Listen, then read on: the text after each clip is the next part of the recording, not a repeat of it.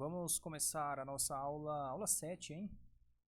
Aula sobre ligações químicas. Vamos falar um pouco mais, dar um pouco mais de ênfase na ligação covalente. E aí, pessoal? Estamos aí em mais uma aula para o Cursinho Cidadão. Como eu já disse, aula 7. Sem muita enrolação, dessa vez não vai ser ao vivo, mas estou aqui fazendo diretamente, aqui sem cortes, especialmente para vocês. Vamos lá. Tá aí, ó, aula 7, ligação covalente. Nós vamos falar um pouco da ligação iônica, falar um pouco da ligação metálica, mas a ênfase maior vai ser na ligação covalente e vamos dar algumas noções ali de polaridade de moléculas. Resolveremos também alguns exemplos. Vamos lá. Galera, a primeira pergunta que a gente tem que se fazer aqui é por que os átomos se combinam. Aí eu trago para vocês o seguinte. Ó, por que os átomos se combinam? Como esses átomos se unem? Ou como eles se combinam? E o que mantém a estabilidade da união entre eles? Aqui é o seguinte, o primeiro texto que eu trago para responder todas essas perguntas diz o seguinte: diversos modelos têm sido desenvolvidos para esclarecer tais questões. A compreensão desses modelos é fundamental para que possamos entender como os constituintes das substâncias interagem e assim prever o comportamento químico de substâncias e materiais. Mike, como assim? E cadê a resposta da pergunta? Por que eles se combinam? Como eles se combinam e o que mantém a estabilidade da união entre eles? Seguinte, os átomos por si só, os átomos isolados, eles não são estáveis. Existem átomos que isolados são estáveis, os átomos dos gases nobres. Só que os outros isolados não são. Para eles adquirirem estabilidade, eles devem justamente realizar ligações químicas. Agora, como isso acontece e o que mantém essa estabilidade é tema da nossa aula. Olha lá, ó. A regra do octeto é uma teoria que vai nos auxiliar a responder aquelas perguntas. Ó, como vimos anteriormente, nas outras aulas, todos os gases nobres possuem 8 elétrons na última camada. Ó, exceto o hélio, né? Tirando o hélio aqui, todos os gases nobres vão ter 8 elétrons na última camada. Se a gente observar, ó, o hélio tem a camada completa, a camada de valência completa. O neônio tem a sua camada de valência completa. Da mesma forma, o argônio, o criptônio, o xenônio e o radônio. Uma das explicações do porquê que os gases nobres são estáveis, justamente por ter a última camada completa. Aí o que acontece? Os outros átomos, para eles adquirirem estabilidade, eles devem atingir a configuração eletrônica dos gases nobres. Olha lá, os átomos e elementos químicos estabelecem ligações químicas justamente para adquirir configuração eletrônica semelhante à dos átomos dos gases nobres. Vamos lá. Falando aqui dos elementos representativos, que já tinha citado com vocês nas aulas passadas, todos os elementos da família 1 eles têm um elétron na camada de valência.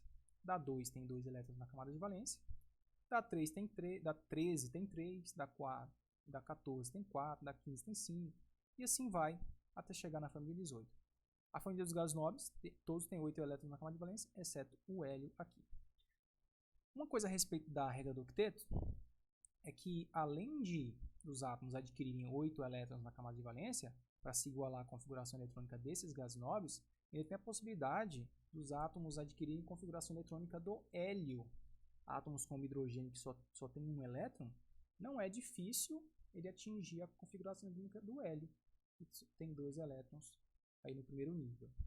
Beleza? Agora, vamos aprender a representar os átomos e seus elétrons de valência. Como a gente faz isso? Ó, o argônio é o elemento da família 18, é um gás nobre. Ele tem 8 elétrons na camada de valência, como mostra aqui a nossa configuração eletrônica. Ó, a camada de valência está aqui. O argônio é da família 18, portanto, possui 8 elétrons na camada de valência. A gente vem aqui e coloca 8 elétrons ao redor do argônio. Certinho? É assim que a gente vai representar. O sódio. Sódio da família 1 Olha lá, ó. Última camada dele, a camada de valência. Camada 3, tem somente um elétron aí, no último nível. Como ele é da família 1, possui um elétron na camada de valência. A gente coloca aqui um único elétron. Tudo bem? Até aí, tranquilo. Vamos aqui na família 16, família do enxofre. Olha lá, ó. 3s2, 3p4, final da configuração eletrônica, camada de valência 6 elétrons, representa 6 elétrons dessa forma. Beleza. Seguinte, voltando aqui um pouco, o argônio é estável, tem 8 elétrons. O sódio, ele não é estável. Sódio não é estável, porque só tem um elétron na última camada. E agora? Tem que ter 8, né? Vamos lá para o enxofre, então. 6, ele teria que ter 8. E agora? Estou aqui fazendo essas observações para vocês começarem a entender a questão da estabilidade dos átomos. Aqui, nós aprendemos como representar. Agora vamos falar aqui da ligação iônica, que é o primeiro tipo de ligação que nós vamos abordar aqui até chegar lá na ligação covalente. Ligação iônica consiste na atração eletrostática entre íons de cargas opostas. Nós temos aqui o cátion, que tem carga positiva, e o ânion, que tem carga negativa. Os dois se atraem e formam um composto iônico. Aqui nós temos um retículo cristalino de um composto iônico. Observem que a gente tem, ó, íon sódio e íons cloreto. Os dois aqui sofrendo uma atração e realizando, portanto, uma ligação iônica. Dessa forma, eles vão estar estáveis, tá? Tá vendo que o sódio aqui ele perdeu um elétron, o cloro aqui ele ganhou um elétron? Ah, Maicon, mas o sódio perdeu um elétron, e agora? Não estou entendendo essa questão aqui do sódio perder um elétron, cloro ganhar um elétron. Dessa forma, eles adquirem estabilidade. Eu vou mostrar para vocês nos próximos slides. Não é só atração que tem aqui não, viu gente? Não é só atração entre positivo e negativo. Ainda tem a repulsão entre positivo e positivo e a repulsão entre negativo e negativo. Só que as forças de atração são mais intensas do que a de repulsão. Por isso que o composto aqui ele existe. Esse retículo cristalino ele pode existir. Olha lá, o retículo cristalino, os cristais de cloreto de sódio vistos ao microscópio, aumenta de 120 vezes. São esses cubos aqui, ó, justamente pela organização dos íons no retículo cristalino. Cada sódio que eu tenho aqui representado por uma esferinha laranja está rodeado por 6 cloretos. E da mesma forma, cada cloreto está sendo rodeado por 6 íons sódio. Tá? Aqui algumas características dos compostos iônicos. Aqui tem a dureza, que é resistência a risco, a tenacidade, que é resistência a choques mecânicos. Aqui, estou dando um exemplo, quando dá uma martelada, por exemplo, num composto iônico, como a gente tem aquela atração entre íons de cargas opostas, quando dou a martelada, meio que desliza essa camada de íons, e eu vou ter agora aqui uma camada onde eu vou ter positivos aqui um do lado do outro. Essa repulsão faz com que eles se fragmentem. Olha lá, quando submetidos ao choque mecânico, costumam fragmentar-se em cristais menores devido ao fato de o choque promover o deslizamento de planos dentro da estrutura cristalina. Ainda tem a questão da solubilidade. Os compostos iônicos são solúveis em água. As moléculas de água conseguem solvatar os íons pela característica desses íons. A molécula de água é uma molécula que tem uma parte positiva, que é a parte dos hidrogênios, e a parte negativa, parcialmente negativa, que é a parte do oxigênio, e pode muito bem interagir com os íons em solução aquosa. Tudo bem?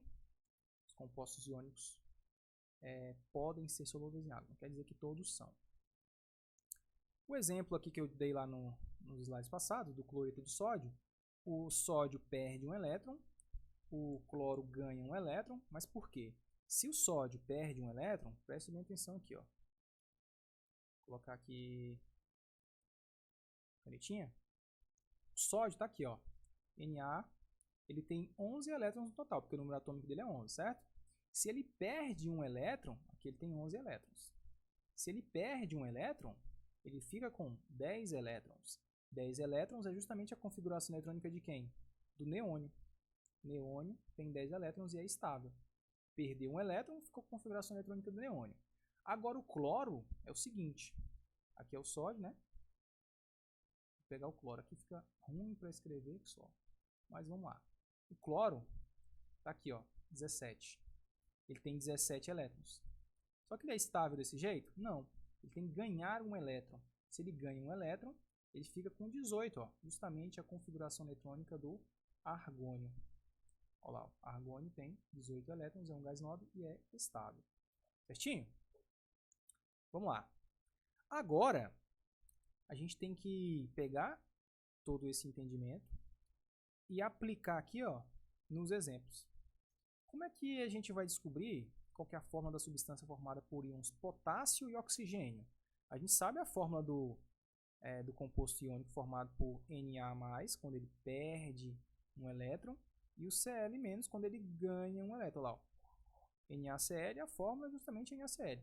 E quando são outros tipos de íon, como é que a gente determina a fórmula desse composto iônico? Aqui, ó. Quando for potássio e oxigênio, o primeiro passo é se perguntar o seguinte: qual a carga adquirida pelo potássio? Quantos elétrons ele deve perder?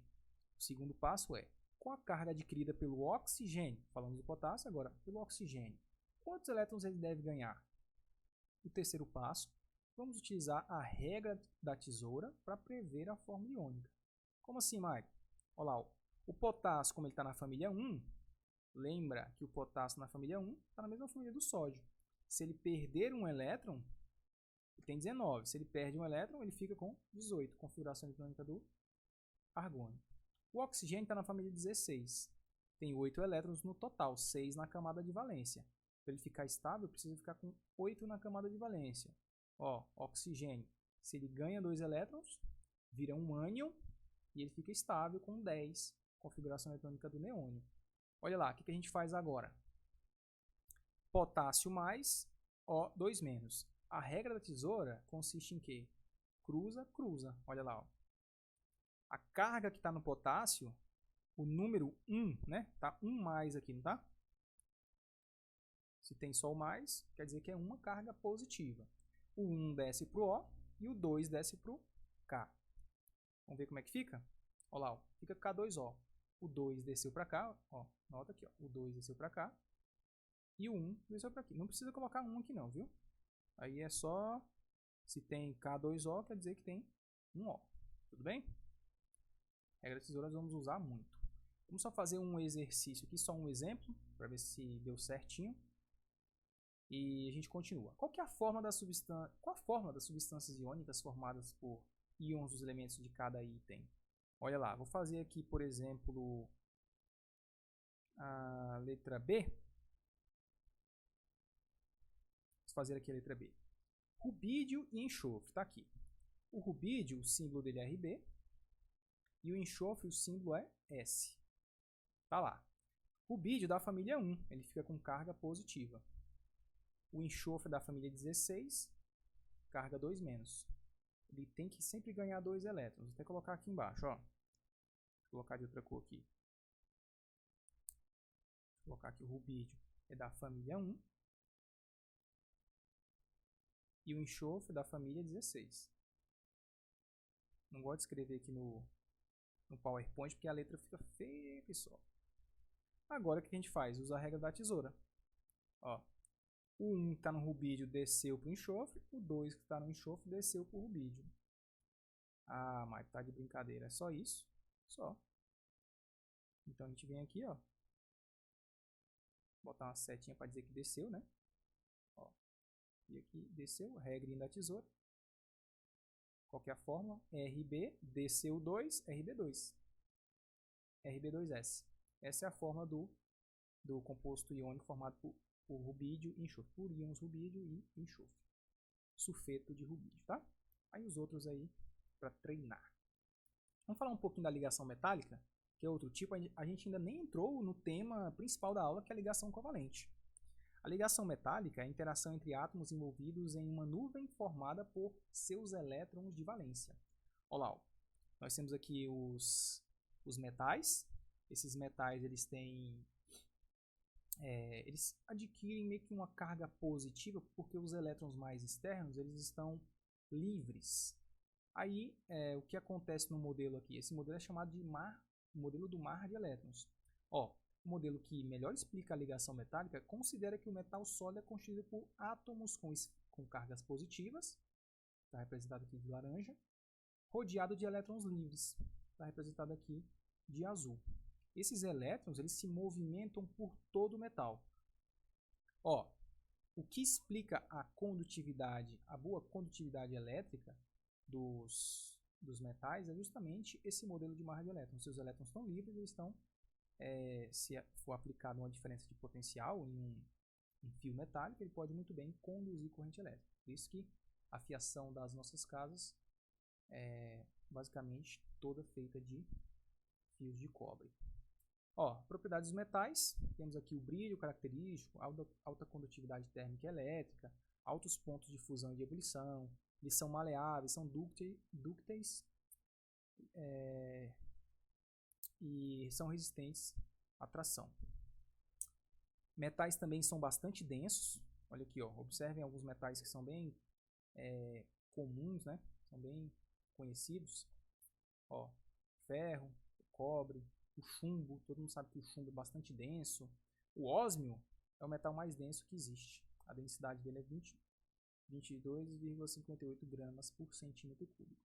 Lembrando que densidade tem a ver com o empacotamento desses átomos. Os metais, eles têm os átomos bastante unidos, aí, juntinhos em um sólido. No caso do mercúrio, é líquido, né? O mercúrio também é um metal bastante denso. Aqui, ó, alta condutividade térmica e elétrica, então aquecem rápido, resfriam rápido, conduzem corrente elétrica, essas são as propriedades dos metais. Agora, o tema da aula, agora que nos interessa. Vamos falar aqui da ligação covalente. O que é a ligação covalente? Até agora a gente viu a ligação iônica, que envolve ali, a atração entre um cátion e um ânion.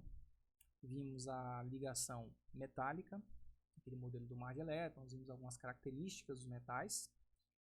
E a partir de agora a gente vai falar sobre a ligação covalente. A ligação covalente ela não ocorre por atração e nem tem modelo de mar de elétron. Existe um compartilhamento de elétrons entre dois átomos. Aí é o seguinte, olha aqui, a ligação covalente ela vai ocorrer entre hidrogênio e hidrogênio. Então, um exemplo de um composto covalente seria o H2. Ó, hidrogênio com hidrogênio é um composto covalente. Agora, outro exemplo de um composto covalente, Maicon. Me dá um exemplo aí. Outro exemplo de um composto covalente seria hidrogênio com um ametal. Como assim? Por exemplo, H2O, hidrogênio com ametal. E ametal com ametal, Maicon? Por exemplo, gás oxigênio, O2. 2 oxigênios.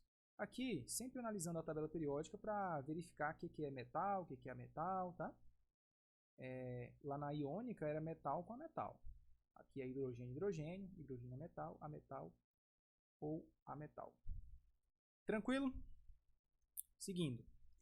Ó, aqui eu represento um átomo, aqui eu represento o outro. Esse bastão que eu estou colocando entre um átomo e outro está representando a ligação covalente. E isso aqui é a representação de uma molécula. Cuidado com esses conceitos, tá?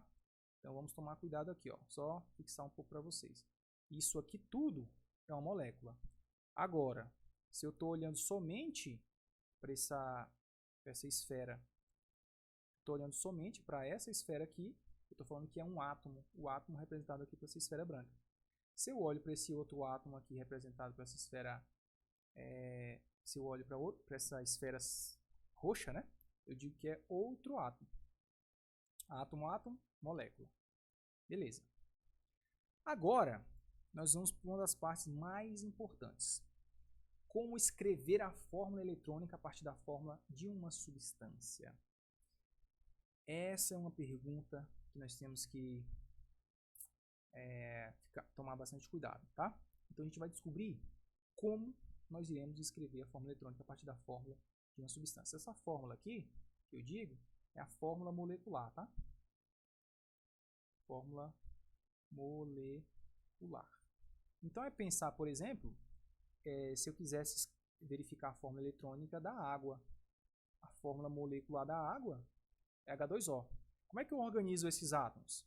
Aí, sei lá, como é que eu coloco? Se eu coloco um H do lado de um H, do lado de um O, eu coloco um O do lado de um H, e aqui eu boto outro H, o que vai acontecer? Como é que eu vou organizar esses átomos? E o porquê que eu faço desse jeito? A gente vai aprender a partir de agora. Pronto. Vamos aos seguintes passos.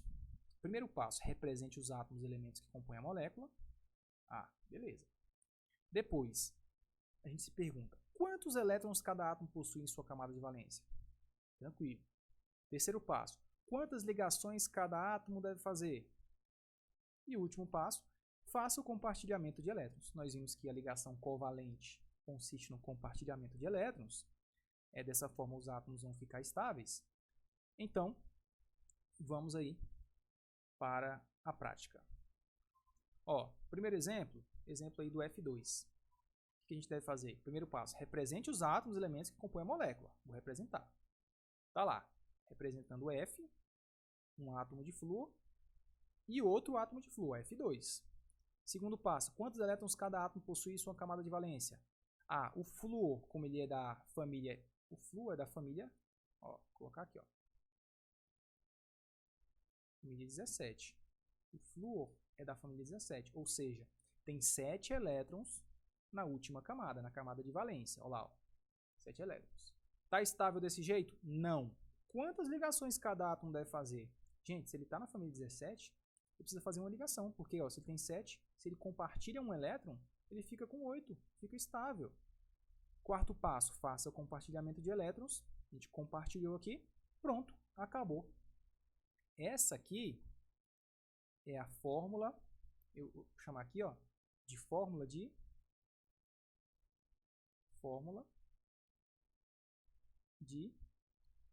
Lewis, ou fórmula eletrônica. Isso aqui é importante, viu? Quando pedir fórmula eletrônica, essa é a fórmula eletrônica, mostrando os elétrons. Fórmula de Lewis, essa fórmula aqui.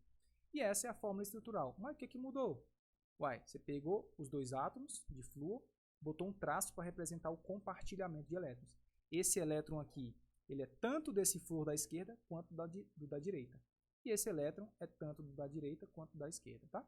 Os dois átomos de flúor têm 8 elétrons agora. Segundo exemplo, um pouco mais rápido. Representar os átomos, 2 átomos de oxigênio. Quantos elétrons cada átomo possui na camada de valência? O oxigênio é da família 16. Se o oxigênio é da família 16, tem 6 elétrons na última camada, 6 elétrons na camada de valência. Quantas ligações cada átomo deve fazer?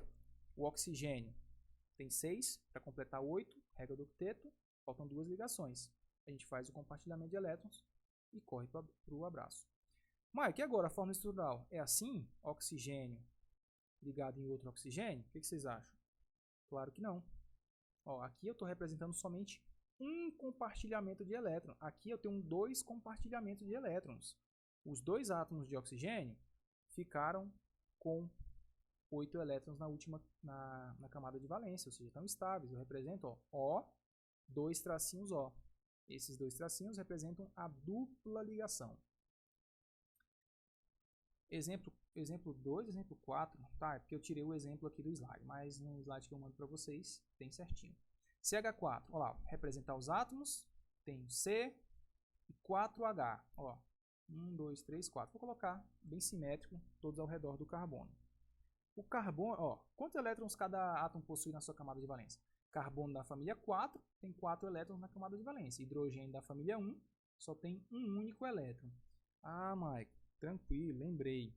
E agora, o que a gente faz? Quantas ligações cada átomo deve fazer? O carbono tem que fazer 4, o hidrogênio tem que fazer 1, cada hidrogênio tem que fazer uma ligação. Porque se o hidrogênio faz uma ligação, ele fica com 2 elétrons na última camada, na camada de valência, configuração eletrônica do hélio, que também é um gás nobre. A gente faz o compartilhamento dos elétrons, compartilhei, pronto, está estável. Mas o carbono está estável? Tá, o carbono está com 2, 4, 6, 8 elétrons ao redor dele. E o hidrogênio está estável? Tá, 2 elétrons ao redor dele. Certinho? Desse jeito. O hidrogênio sempre vai ficar estável com uma ligação.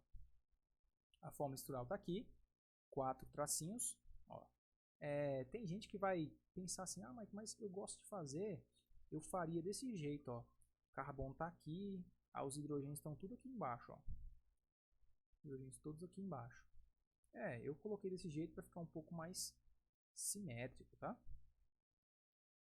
É isso. Então, vamos chegar aqui, apagar e ir para o próximo. Aqui nós temos os exercícios só ouro. Olha lá, ó. Escreva a fórmula eletrônica e estrutural das seguintes moléculas. Tem aqui H2O, F2. F2 nós já fizemos, né? CH4 também. H2S, SiH4, O2, CO2 e NH3. Beleza. Então, como é que a gente vai fazer isso daqui? Eu vou abrir o programa de quadro ali. Nós vamos fazer alguns desses aqui, fazer os mais importantes, tá? Pegar aqui a água, o CO2, amônia, que são compostos bem comuns, aí, bem recorrentes, que as provas gostam muito de cobrar. Vamos lá. Estou aqui, deixa eu abrir agora o quadro. Pronto. Olha, interessante que a gente tem até a transição, ó. Transição para um próximo quadro. Olha que maravilha. Isso aqui a tecnologia nos ajuda demais, né? Olha lá, já estamos aqui no quadro. Gente, vamos fazer aqui a fórmula estrutural da água, tá? Vou começar aqui. Da água. Letra A. Vou dar um zoom um pouco maior. Aqui, depois vocês têm acesso a isso aqui, né? Então, vamos lá. Vou colocar aqui, letra A é a água. Vamos seguir os passos. O primeiro passo que a gente estava fazendo lá era representar os átomos e seus elétrons de valência, né? Vamos colocar aqui, quais são os átomos que compõem a molécula de água? Átomo de oxigênio e átomos de hidrogênio, certo? Vou colocar aqui, átomo de hidrogênio e átomo de hidrogênio. Pronto. Quantos elétrons existem na camada de valência de cada átomo? Hidrogênio eu sei que tem 1.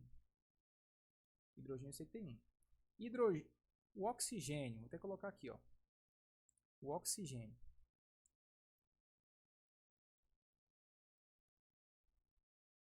Oxigênio da família 16. O hidrogênio da família 1. Pronto, o hidrogênio tem um elétron na camada de valência e o oxigênio tem 6. Michael, aí eu posso fazer assim, ó, 1, 2, 3, 4, 5, 6. Pois é, aí você tem que pensar, poxa, como é que eu faço para ficar mais interessante? Eu vou até apagar, isso aqui ficou feio demais. Pelo amor de Deus. Tá. Aí como é que eu vou fazer aqui para eu ter um compartilhamento mais, uma distribuição de elétrons mais simétrica? Aí, ó, você está colocando desse jeito, tá ficando meio estranho, né? Porque eu vou ter que ter um elétron do lado esquerdo e um elétron do lado direito para compartilhar aqui com o hidrogênio. Então eu vou fazer isso. Coloco um elétron aqui desse lado, outro desse lado. E eu posso colocar aqui 2 em cima e 2 embaixo sem problema nenhum, tá? O que a gente vai fazer agora? Qual que é o próximo passo? O próximo passo é justamente fazer o compartilhamento dos elétrons. Vou fazer aqui de marca-texto. Vamos colocar aqui, ó, compartilhando hidrogênio compartilhando com oxigênio. Oxigênio compartilhando com hidrogênio. Vamos verificar agora aqui. Ó, vou colocar aqui. Deixar mais claro para vocês. Fiz o compartilhamento. O que eu observo aqui? O hidrogênio ficou estável, tá ok. O oxigênio tinha 6, fez 2 compartilhamentos, ficou com 8. O hidrogênio ficou estável também. Essa é a fórmula eletrônica para a água, tá? Aí como é que seria a fórmula estrutural? A fórmula estrutural é só você substituir todos os elétrons por um traço. Olha lá, eu tenho aqui, ó, oxigênio, traço hidrogênio, traço hidrogênio. Pronto, essa seria a fórmula estrutural. Michael, eu já aprendi lá na frente, a geometria da água não é assim, a geometria da água é angular, não tem problema. Tá? Eu vou representar assim por enquanto, porque a gente não viu ainda a geometria. A forma correta de apresentar a estrutura da água não é assim, mas é dessa forma. Ó, os átomos de hidrogênio para baixo. Tá? Por que isso acontece? Porque os elétrons eles têm repulsão, os elétrons livres que estão aqui em cima do oxigênio têm repulsão pelos elétrons da ligação oxigênio e hidrogênio. Dessa forma a gente vai ter uma geometria desse estilo, e já já vocês vão ver que é a geometria angular. É a forma da geometria da água. Vamos fazer mais um exemplo. Vamos aqui para o exemplo do CO2. Ó, vamos para o exemplo do CO2. É a letra G, né? Só mais esse exemplo. E a gente passa para o próximo tópico aí. Vamos lá, letra G. Vou fazer aqui, colocar fininho. G, CO2. CO2 está aqui. Tem um carbono e tem 2 átomos de oxigênio. O carbono é da família 14. O oxigênio é da família 16. Então, o oxigênio tem 6 elétrons na última camada. Ó, 1, 2, 3, 4, 5, 6. Tem que fazer 2 ligações, né? Esse oxigênio também tem 6. Ele tem que fazer 2 ligações. Eu já sei disso. Ele tem 6, tem que fazer 2. O carbono tem 4. Ele tem que fazer 4 ligações. Então, ele deve fazer 2 com o oxigênio da direita e 2 com o oxigênio da esquerda. Michael, quer dizer que quem está no meio, geralmente é quem faz mais ligações? Sim. Ó, o carbono ele faz 4, o oxigênio faz 2. Por isso que o carbono está lá no meio. Então, a gente vai fazer aqui o compartilhamento dos elétrons. Ó. Compartilha de um lado, 2 compartilhamentos de um lado, 2 compartilhamentos do outro. Michael, eu não posso fazer de uma vez, não? Não, tem que compartilhar elétron com elétron. Como é que é aqui a fórmula estrutural? Estrutural é C, dupla O, dupla O. Da mesma forma que está aqui. Ao contrário da água, o dióxido de carbono, CO2, a geometria dele é linear. Ó, a geometria do CO2 vai ser linear. Por quê? Porque aqui eu tinha elétrons que causavam repulsão. Ó, aí caiu aqui as ligações. Nesse caso, do CO2, não tem elétrons no átomo central. Ou seja, não tem o porquê essas ligações caírem. Aí fica linear. Beleza? Deixa eu dar uma olhada aqui para a gente voltar para o nosso slide. Vamos voltar. Opa, tem que ter a transição, né? Transição. E volta para o slide. Maravilha. Vamos lá. Temos aqui mais um tópico de alotropia, que é o fenômeno que consiste na capacidade de alguns elementos formarem substâncias simples diferentes. Ó, a alotropia do carbono é o átomo de carbono se liga com outros átomos de carbono, formando aí estruturas diferentes que formam substâncias simples diferentes. Ou seja, são só átomos de carbono que formam 3 substâncias aqui nesse caso diferentes. O grafite com essa organização aqui de ligações, o diamante, desculpa, com essa organização de ligações, o grafite aqui com uma espécie de folhas, né, com lâminas, e o fullerene formando aqui uma espécie parece uma bola de futebol, né? Vamos lá. Outras espécies aí que formam também, que existe alotropia, outros elementos que conseguem formar substâncias simples aí, mais de uma substância simples seria o oxigênio. Nossa, conceito que foi tudo errado. Então o oxigênio também ele é capaz de formar substâncias simples, mais de uma substância simples. Cachorro latindo aqui, eu estou perdendo a concentração. Vamos lá. Existem 2 variedades alotrópicas importantes do elemento oxigênio. A primeira é o gás oxigênio, de fórmula O2, e a segunda é no gás ozônio, de fórmula O3, tá vendo? 2 substâncias simples, substâncias totalmente diferentes, com propriedades diferentes. O que muda é somente um átomo de oxigênio na composição aí. Vamos falar agora das formas alotrópicas do fósforo. O fósforo possui 2 alótropos importantes, que é o fósforo branco e o fósforo vermelho.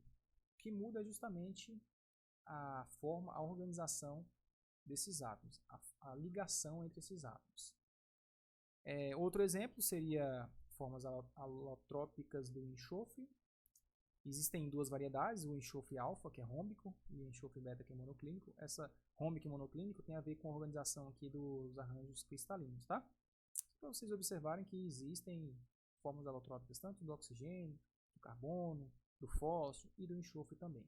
Aqui, ó. olhando aqui ele a forma macroscópica, olha como é que é diferente. O rômbico, bem interessante. Até reflete, né, a parte estrutural, microestrutural aqui, a parte macro.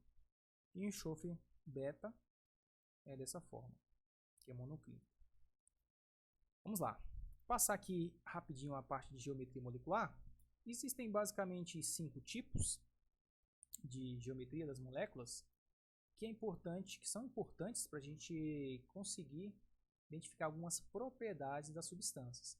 As fórmulas lineares, ó, quando eu tenho dois átomos, um ligado no outro, sempre vai ser linear.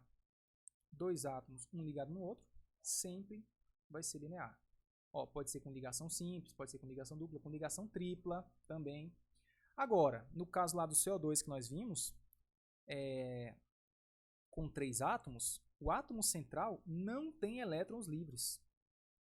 Então aqui, para ser linear com 3 átomos, o átomo central não pode ter elétrons livres. Beleza, Maicon, tranquilo.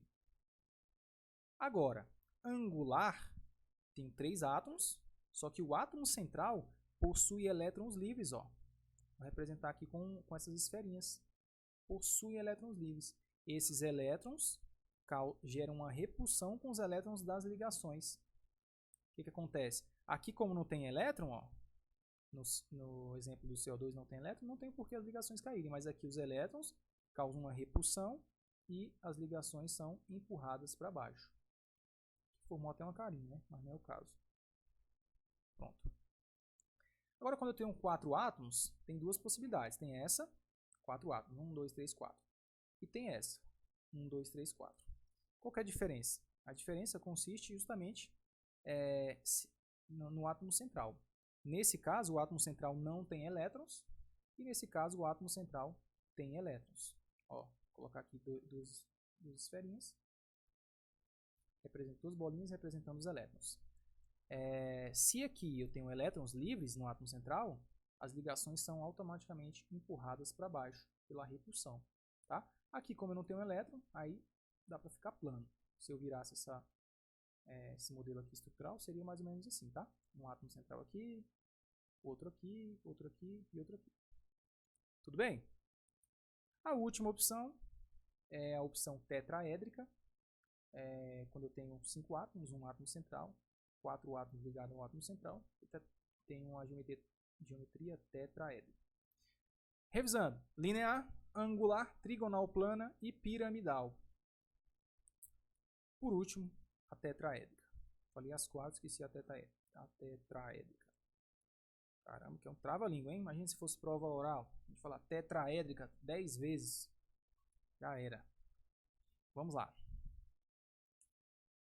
A representação geométrica das moléculas, ela pode nos levar a entender diversas propriedades das substâncias.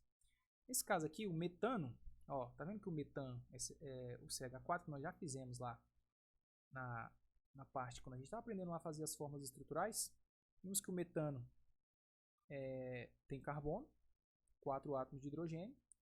A forma estrutural é desse jeito, só que o modelo espacial não é dessa forma. Não é plano desse jeito. Eu tenho um arranjo que mostra aí um tetraedro, né? Formando um tetraedro. Os ângulos aqui, ó, são vou colocar os ângulos logo aqui. 109,5, tá?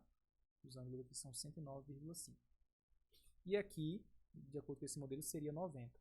Então a gente não pode representar a molécula de metano dessa forma. Porque senão a gente está desconsiderando aí a repulsão dos elétrons. Aqui está muito perto, ó, um ângulo de 90 é muito perto. Então ele se afasta um pouco mais, um ângulo de 109,5, para ter maior estabilidade, tá? Vamos que vamos.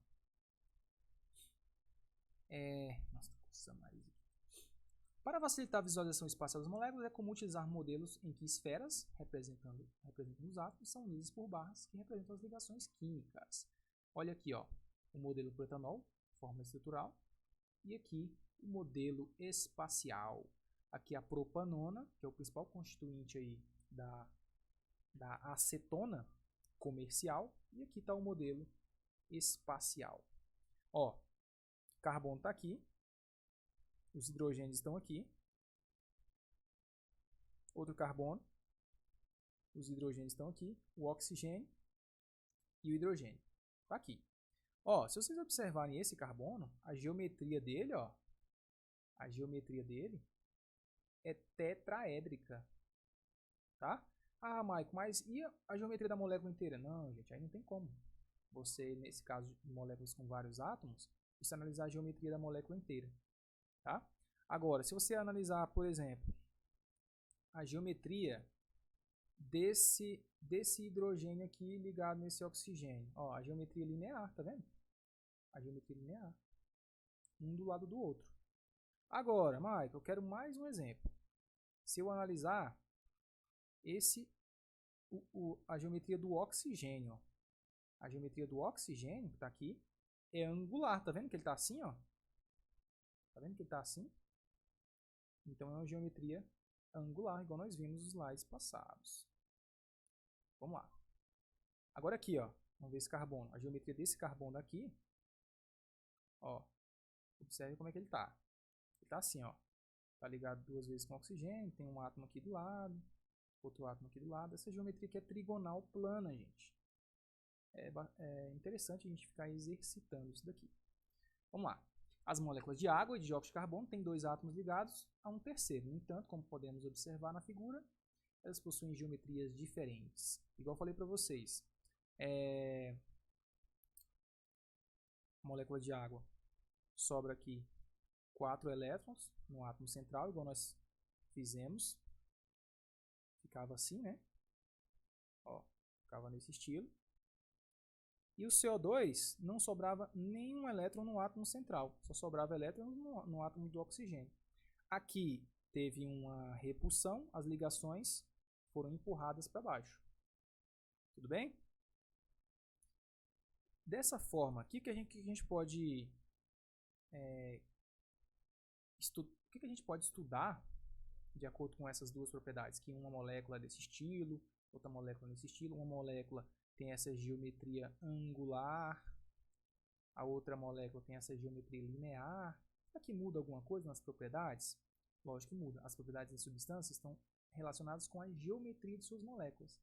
Vamos observar aqui, ó. Daqui a pouco a gente compara essas duas, tá? Mas vamos observar antes o metanal, a amônia e o ácido cianídrico. Metanal tem geometria trigonal plana, tá aqui. A amônia tem geometria piramidal, e o ácido cianídrico, o carbono aqui no meio, ele não tem elétrons sobrando, não tem elétrons livres, então a geometria dele vai ser linear, igual está aqui. Aí, vamos aqui agora para algumas propriedades. Seguinte, só para vocês terem noção de como que isso afeta nas propriedades físicas dessa substância. A água, para você ter ideia, a água ela é líquida à temperatura ambiente. Líquida à temperatura ambiente. Agora, o dióxido de carbono é gasoso. Maico, mas por causa de uma mudança na geometria, já muda o estado físico assim, dessa forma, sim. Para a água virar gás, gente, para a água virar gás, precisa aquecer ela até 100 graus Celsius. Isso a nível do mar. Agora, para o dióxido de carbono virar gás, não precisa nem fazer nada, né? Não precisa fazer nada, porque já é gás a temperatura ambiente. A força de atração entre as moléculas de água é muito mais intensa, são muito mais intensas do que as forças de atração entre as moléculas de CO2. Somente por causa da geometria dessas moléculas. Vamos lá? Seguindo aqui falando da eletronegatividade, nós já até falamos isso aqui nas aulas passadas. Os átomos, elementos químicos, apresentam diferentes intensidades de atração sobre os elétrons. Essa diferença de intensidade é responsável por diversas propriedades químicas e físicas da substância. Os átomos que possuem maior eletronegatividade são aqueles que têm maior tendência a atrair os elétrons. Aí é o seguinte, nós aprendemos, quando a gente estava falando de tabela, na aula de exercícios, vimos essa seta aqui, que é a seta que mostra os elementos mais eletronegativos. Mike, eu não entendi muito o conceito não tem problema, se liga aqui agora. Ó, nós temos um macetezinho que é o seguinte: fui ontem no clube, briguei e saí correndo para o hospital. De novo, fui ontem no clube, briguei e saí correndo para o hospital. Ó, flúor, oxigênio, nitrogênio, cloro, bromo, iodo, enxofre, carbono, fósforo e hidrogênio. O mais eletronegativo é o flúor. Tá aqui, ó. Tá vendo que a seta está da direita para a esquerda? O flúor mais eletronegativo. Ou seja, se eu tiver uma ligação entre o flúor e o hidrogênio, por exemplo, ó, um exemplo, uma ligação entre flúor e o hidrogênio. O flúor ele é mais eletronegativo, os elétrons da ligação estão mais próximos do flúor. Isso que é o conceito de eletronegatividade.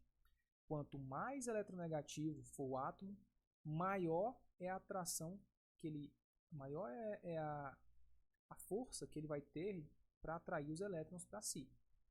Tá bom? Então aqui, vamos avançando um pouquinho aqui. Ó. Dois átomos de carbono, eles têm a mesma eletronegatividade.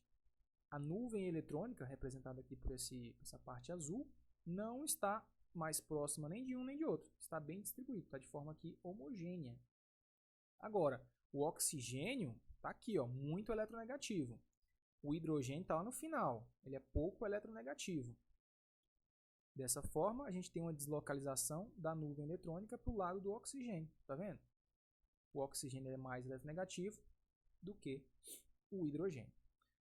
Aí aqui eu digo que ele possui maior tendência de atrair o elétron. Os elétrons estão bem mais próximos aqui. A nuvem eletrônica é mais próxima do elemento mais eletronegativo. Agora, falando de polaridade. Como se formam os polos nas moléculas? E agora? Seguinte, a gente pensar em polo, em polaridade, a gente tem que pensar em uma parte positiva e uma parte negativa. Né? Polo de bateria, polo da pilha, sempre é um polo positivo e um polo negativo, não é? E agora? Como é que nós vamos estudar essa questão da polaridade? Olha lá. Ó.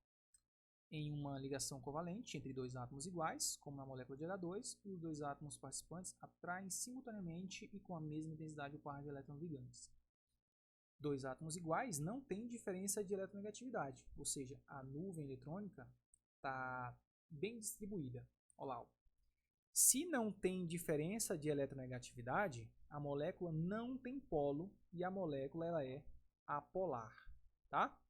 Dois átomos de hidrogênio, não tem diferença de eletronegatividade. Opa!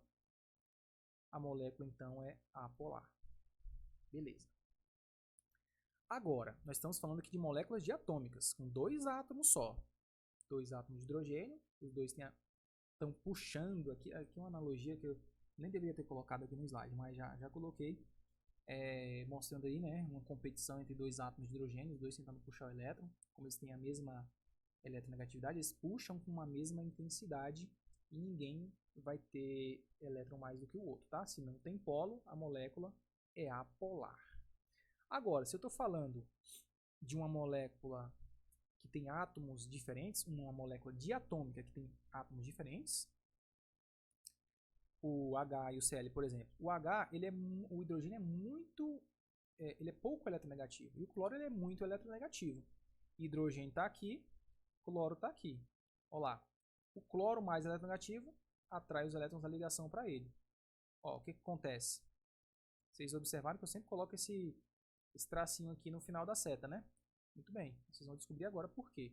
Esse tracinho, ó, não parece um sinal de mais? Muito bem. Aqui eu estou mostrando que o hidrogênio, como ele está cedendo densidade eletrônica para o cloro, ele fica parcialmente positivo. Os elétrons estão longe dele. E o cloro, como está recebendo maior densidade eletrônica, ele fica com carga parcial negativa. Certo? Olha lá. Ó. Se formou um polo positivo e um polo negativo, a molécula é polar.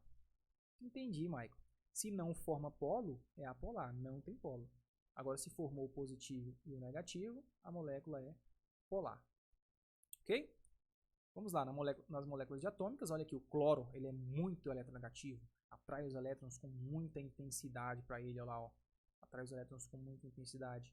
E o hidrogênio, coitado, morrendo aqui, fica sem elétrons. Olha lá, ó. Igual eu falei para vocês, se a seta está apontando para o cloro, bota um tracinho no final da seta, isso aqui parece um mais, né? Se parece um mais, o hidrogênio ficou com carga parcial positiva e o cloro ficou com carga parcial negativa. Tá? Beleza. Temos aqui um textinho, né? Só mostrando justamente o que eu falei. E vamos avançando. Aqui tem uma piada para nunca mais esquecer o conceito de polaridade e nem esquecer a polaridade da água. Olá, ó. Socorro, socorro, estou dissolvendo. Aí o urso fala, mas ursos são insolúveis? Isso é fácil para você falar, já que você não é polar. Conclusão dessa piada. O urso polar está sendo dissolvido na água, H2O, que tem polaridade, né? A molécula de água é polar. Olha lá, ó. E o que eu digo aqui? Que semelhante dissolve semelhante, ou seja, o urso que é polar está sendo dissolvido na água que é polar. Agora, esse urso que não é polar não tem perigo de estar na água. Deu para entender? Qualquer ideia? Ó, o etanol tem 5% de água. E a gasolina tem em torno aqui de 27% de etanol. Seguinte, eu consigo misturar água no etanol? Consigo. Eu consigo misturar água na gasolina? Não. Mas eu consigo misturar etanol na gasolina? Consigo. Mas por quê, Mike? Como é que é esse negócio aí? Seguinte, a água... Vamos colocar aqui. Água, etanol e gasolina. Vou colocar as características aqui. Mudar de cor aqui. Botar aqui uma caneta preta. Tá. A água, a gente já viu que é polar. O etanol e a gasolina é apolar. Beleza. A água não consegue ser dissolvida na gasolina. Se a gente colocar água na gasolina, a água vai ficar embaixo e a gasolina vai ficar em cima. Tá?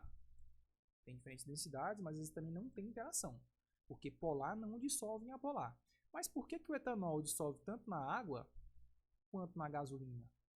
Ele é os dois ao mesmo tempo? Sim. O etanol ele tem parte polar e parte apolar. No futuro, quando a gente estiver falando de ligação de química orgânica, a gente vai entender isso daqui direitinho. Tá bom? Mas, por enquanto, é só você saber que polar dissolve polar e apolar dissolve em apolar. Vamos ver aqui, molécula de F2. Dois átomos iguais, sem diferença de eletronegativo. Mesmo sendo o flúor mais eletronegativo, essa molécula aqui ela é apolar, não tem polo. Pronto. Essa molécula aqui, HF, o flúor é mais eletronegativo, atrai os elétrons da ligação. E eu tenho aqui um polo positivo e o polo negativo, molécula polar. Nesse caso, Li e o F, tá vendo que ficou muito mais azul? O flúor é muito mais eletronegativo do que o lítio. O lítio vai ficar então, ó, carga parcial positiva e o flúor com carga parcial negativa. Essa é uma molécula também polar. Na verdade, o lítio e o flúor seria muito mais interessante falar que é uma ligação iônica, né? Mas o caráter covalente dessa ligação seria um caráter covalente de uma ligação polar. Maravilha? Mais um exemplo aqui. Não adianta lavar a mão suja de graxa com água porque é uma substância polar. A água é polar. Ixi, mas isso aqui parece outra coisa, né? Ó, a graxa é uma substância. Na verdade, existem substâncias na graxa que são substâncias apolares. Tá? Graxa é apolar. Então, os mecânicos usam gasolina ou querosene, que são substâncias apolares, para dissolver a graxa, que também é apolar. Tá vendo? Graxa apolar usa substâncias que são apolares para dissolver. A água não funciona. Ah, Mike, mas eu jogo sabão, funciona. Pois é, o sabão adiciona na água, vai ter ali a parte apolar do sabão vai interagir com a graxa e consegue ali retirar tranquilamente. Vamos lá? Para finalizar aqui essa questão de polaridade. Água, polar ou apolar? CH4, polar ou apolar? CO2, polar ou apolar? E agora? Vamos fazer o seguinte, vamos lá no aplicativo de desenho, que eu acho melhor para explicar isso daqui. Eu vou ir lá no aplicativo de desenho. A gente vai direto para isso. Fechou aqui nossa transição. E estamos aqui no nosso aplicativo de desenho agora. Colar aqui, ó. Colar com tudo. Aumentar um pouco. Ué. Não deu certo, não? Vamos ver se dá certo agora. Agora deu. Olha lá. Tá aqui. Vamos dar um zoom aqui para facilitar, para ficar melhor a gente desenhar. Aqui nós temos 3 moléculas. Primeiro a molécula de água, depois a molécula de CO2, depois a molécula de CH4. Tá lá. Molécula de água tem H2O, átomo de oxigênio no centro. Ó, átomo de oxigênio no centro, átomo de hidrogênio aqui para baixo, né? Aqui CH4, carbono no centro, 4 átomos de hidrogênio. Aqui o CO2, C no centro, 2 átomos de oxigênio. E lembrando que nós vimos, aqui na água nós temos uma geometria angular. No CH4 nós temos uma geometria tetraédrica. E no CO2 nós temos uma geometria linear. Vamos lá. Primeira pergunta você tem que responder. Quem é mais eletronegativo, hidrogênio ou oxigênio? Oxigênio, seta para o oxigênio. Quem é mais eletronegativo, hidrogênio ou oxigênio? Seta para o oxigênio novamente. Beleza, tracinho final da seta. 2 setinhas apontadas para o oxigênio. Então, o oxigênio vai ter o quê? Vai ter uma carga parcial negativa e os hidrogênios vão ter carga parcial positiva. Certo? Concluindo, a molécula de água é uma molécula polar, igual nós vimos no slide. Pronto, molécula polar. Agora, vamos aqui para o CO2. Quem é mais eletronegativo, oxigênio ou carbono? Puxa a seta para o oxigênio, que ele é mais eletronegativo. Lembra lá do fui ontem no clube, liguei e saí correndo para o hospital. Carbono indo direto para o oxigênio, porque o oxigênio é mais eletronegativo. Michael, então, a minha conclusão é a seguinte. O carbono fica positivo e os oxigênios ficam negativos em uma molécula polar. Isso aqui é polar? Não, errado. Não é polar. Por quê? Vocês estão vendo aqui que existem vetores, os vetores aqui, esses vetores chamados de momento de dipolo, eles estão apontando em sentidos contrários, é a mesma intensidade em sentidos contrários. Isso aqui tem os vetores vão se anular, então vou colocar aqui, ó, vetores se anulam, e a molécula não tem polo, é uma molécula apolar. Ah, Mike, entendi. Então, quando se anula, a molécula vai ser apolar? Sim, vai ser uma molécula apolar. Anulou os vetores, molécula apolar. Então, vou até apagar isso aqui, né? Porque não faz sentido deixar os vetores aqui se os vetores se anulam. Na molécula tetraédrica, no caso CH4, nós temos aqui, ó, quem é mais eletronegativo, carbono ou hidrogênio? Carbono. Então, puxa a seta para o carbono, puxa a seta para o carbono, puxa para o carbono, puxa para o carbono. Pronto. Puxei as setinhas para o carbono. Desse jeito, nós temos aqui que o carbono ficaria negativo, né? E os hidrogênios ficariam positivos ao redor. Só que acontece a mesma coisa que acontece aqui. Os vetores vão se anular, ó. Vetores se anulam. Se os vetores se anulam, não tem por que a gente deixar escritos esses vetores aqui. Eles estão, ó, estão mais ou menos nesse esquema aqui, ó. Vou mostrar para vocês aqui no canto. Ó, esse vetor com esse está mais ou menos assim, ó. Tá mais ou menos nesse esquema. Vou mostrar para vocês de acordo com essas setas, ó. Mais ou menos nesse esquema aqui. Ó. Esse vetor com esse vetor de cima vai dar origem a esse vetor de verde aqui, ó. E esse vetor aqui da esquerda de baixo com esse da direita de baixo vai dar origem a esse vetor aqui. O vetor de cima se anula com o vetor de baixo e a gente tem aqui uma molécula que não tem polo, uma molécula também apolar. Maico, conclui para mim então. Conclua agora. Isso aqui faz parte daqui, tá? A molécula de água ela é polar, tem polo positivo e negativo, ou seja, as propriedades delas, da substância água, são propriedades de temperatura de ebulição alta, temperatura de fusão alta, justamente por causa que a atração entre uma molécula de água e outra é dada por essas cargas. Ó. A parte positiva de uma molécula de água interage com a negativa de outra molécula de água. Isso aí faz parte das ligações intermoleculares, das forças intermoleculares. Agora, moléculas que não têm polo, gente, por que elas têm que ficar unidas? A interação entre duas moléculas que não têm polo é muito fraca. Então, aqui, ó, o CO2 não é um gás a temperatura ambiente, CH4, metano, não é um gás. Tá vendo? Moléculas apolares, a interação entre as moléculas são muito fracas. São de baixa intensidade. Tudo certo, gente? Vamos aqui para o slide novamente. E a gente só finaliza essa aula aqui de ligação covalente de polaridade. Lembrando que essa aula aqui é uma aula de noções. Tem muito mais coisa para falar a respeito das ligações covalentes, das ligações químicas. Só que aqui a gente está na parte de noção. Só com essa noção vai dar para você resolver diversas questões, porque as substâncias mais importantes são água, nós vimos, CO2, metano, amônia. Saber as propriedades dessas substâncias é de extrema importância. Tá ok? Resolvam os exercícios da lista. Qualquer dúvida, nós vamos fazer uma aula de resolução.